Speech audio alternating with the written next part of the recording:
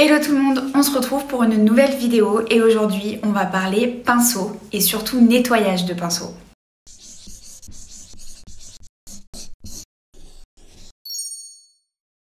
L'entretien des pinceaux et le nettoyage, c'est vraiment primordial. De une, parce que on les salit toute la journée, donc il faut les entretenir. Et surtout parce qu'on les utilise sur différentes clientes, que les peaux peuvent saigner. Et qu'à ce moment-là, il faut absolument que les pinceaux soient désinfectés et nettoyés pour qu'on puisse, en toute sécurité, les réutiliser. Moi, je dois changer à peu près mes pinceaux tous les 1 à 2 mois. Je n'y mets pas beaucoup d'argent. J'ai déjà mis beaucoup d'argent dans des pinceaux, une vingtaine d'euros. Ça n'a rien changé. En termes d'entretien, c'est exactement pareil. Maintenant, ceux que j'ai actuellement, je les achète sur Amazon et ils sont très bien. Donc ça sert à rien d'y mettre le prix. Pour le coup, je l'ai mis et je trouve, à titre très personnel, donc ce n'est peut-être pas votre cas, mais je trouve que ça n'a pas grand intérêt. C'est de l'argent un peu jeté par les fenêtres parce que une fois qu'il est abîmé, vraiment les 20 euros, ils restent bloqués là. D'ailleurs, je vous mettrai en description les pinceaux que j'utilise actuellement. Ah oui, et j'oubliais surtout, n'oubliez pas de vous abonner et d'activer la cloche pour ne rien louper. C'est hyper important pour moi et surtout pour ma chaîne YouTube. Du coup, je vais commencer. Donc, vous voyez,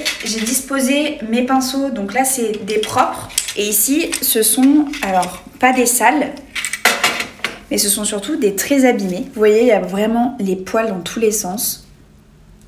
Et là, on dirait qu'ils sont prêts à jeter. Aussi, du coup, quand vous êtes en fin de journée et admettons que votre pinceau soit sale, puisque du coup il le sera forcément, vous allez utiliser du gel, vous allez aussi utiliser une couleur. Donc à ce moment-là, vous prenez juste un petit coton propre, comme ceci, un pad non pelucheux. Et du coup, en fin de journée, on prend un peu de cleaner. On le nettoie simplement, très délicatement. Alors, ça sert à rien de tirer très fort sur les poils. Déjà, ça risque de les arracher et ça n'a pas réellement d'intérêt. Donc du coup, n'hésitez pas, vous le tournez, vous le faites un peu tourbillonner comme ça à l'intérieur du pad, simplement. Et voilà. Et après, on va faire le nettoyage et l'entretien.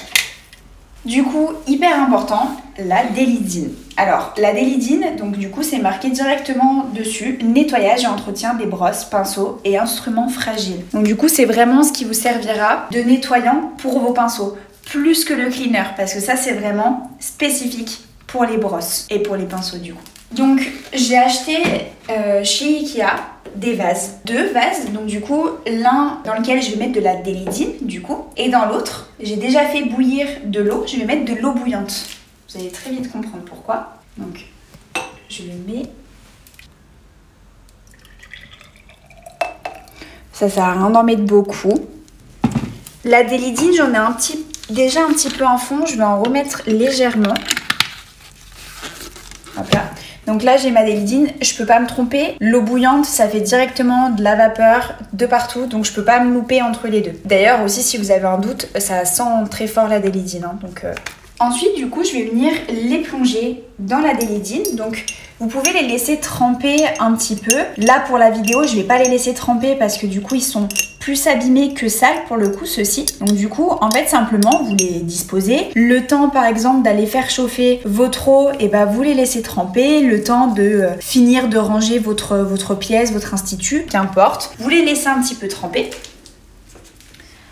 Ensuite, je vais prendre un petit coton.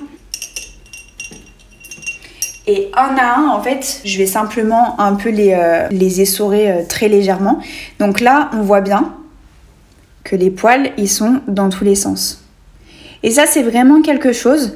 Avant, moi, je me disais, oula, mes pinceaux, ils sont foutus. Enfin, une fois qu'ils sont comme ça, ils sont inutilisables. Faux produit miracle. De l'eau, donc c'est très bien, tout le monde en a, donc c'est top. Simplement, il faut vraiment la faire bouillir. Donc servez-vous d'une bouilloire, ça suffit pas à l'eau très chaude, il faut vraiment la faire bouillir. Et ensuite, on va tremper notre pinceau dans l'eau bouillante. Et en fait, quand il ressort, les poils sont plus du tout écartés. Et il retrouve sa souplesse. Donc là, vous voyez, il a retrouvé sa souplesse, on le voit peut-être aussi mieux sur mon gant. Donc là, il se réécarte parce qu'en fait, du coup, il n'a pas de produit dessus. Donc forcément, mais du moment où il va avoir son produit, il se sera rétracté. On va regarder l'autre aussi qui était beaucoup plus abîmé.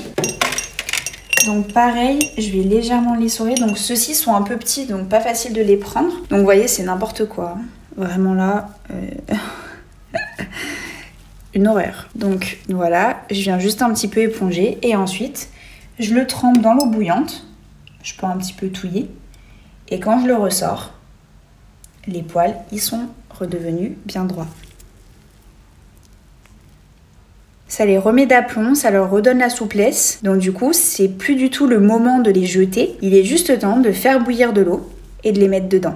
Donc plus besoin de jeter vos pinceaux, vous savez comment leur donner une seconde vie. Aussi, ce que je vous ai pas précisé, donc la Daily Dean, c'est vraiment en plus du cleaner. C'est-à-dire que à la fin de votre prestation, vous venez vraiment nettoyer avec du cleaner. Et ensuite, on vient désinfecter et nettoyer notre pinceau de tout amas de gel de couleur dans la Daily Dean. C'est vraiment son utilisation première. Et l'eau chaude, par la suite, vient redonner de la souplesse ou à votre pinceau que vous venez d'utiliser, ou alors à un vieux pinceau que vous pensez inutilisable, alors qu'il l'est encore. Aussi, quelque chose de très important. On voit souvent dans des instituts, notamment dans des chaînes, on voit un petit pot commun où il y a énormément de pinceaux à l'intérieur, sans capuchon, tout ça c'est mélangé, c'est à l'air libre. Il faut savoir que ça prend la poussière, que si ça prend un rayon de soleil, ça va catalyser. Donc là, bah, c'est foutu pour le coup. Un pinceau qui a catalysé avec du gel dessus, c'est vraiment mort. Donc du coup, c'est quand même hyper important de les protéger. Alors déjà, moi j'ai une boîte, et la boîte, le soir, une fois que j'ai fini, en fait déjà après chaque cliente, je re-range ma boîte dans mon meuble et je ne ressors mes pinceaux que lorsque j'en ai besoin. Déjà visuellement, votre bureau sera beaucoup plus épuré, vous ne sortez que ce dont vous avez besoin. Et ensuite, ce qui était vrai sur les anciens pinceaux, mais qui n'est plus vrai sur les nouveaux que j'ai, donc les deux viennent de chez Amazon, c'est juste pas la même référence. Et de base,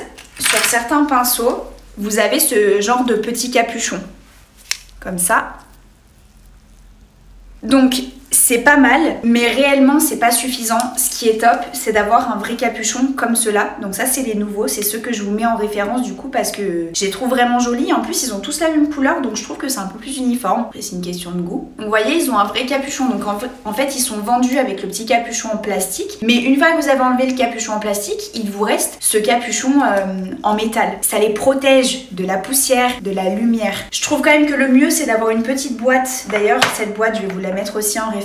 Je trouve quand même que les mettre dans une boîte, les ranger et les mettre dans votre tiroir, c'est quand même beaucoup mieux. Ça montre déjà qu'ils sont nettoyés. Je trouve que ça a une connotation déjà de propreté. Évitez d'avoir un pot commun, ça donne un peu moins l'impression que vous l'utilisez à chaque fois. Quand bien même c'est le cas, le pot commun sans bouchon avec des... En plus on le voit souvent, on a beaucoup de pinceaux abîmés. Réellement moi dans cette boîte, je fais souvent le tri.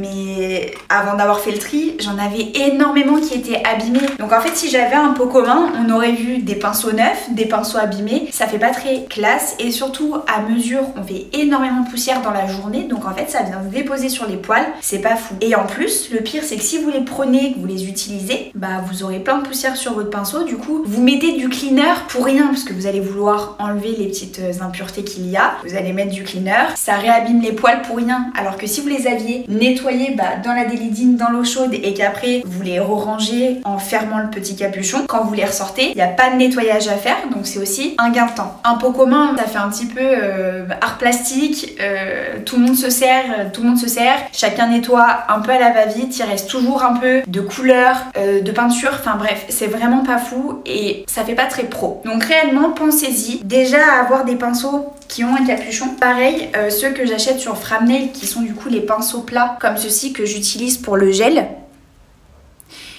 ils ont aussi un petit capuchon en métal et bah forcément ils sont beaucoup plus protégés là-dedans. Et en plus quand vous allez tous les mettre dans votre petite boîte, bah ils sont tous bien protégés. Et si jamais vous n'avez pas de capuchon, ceux-ci là, donc les anciens que j'avais, étaient vendus dans des boîtes comme celle-là en plastique. Donc du coup bah vous n'avez plus qu'à le remettre à l'intérieur.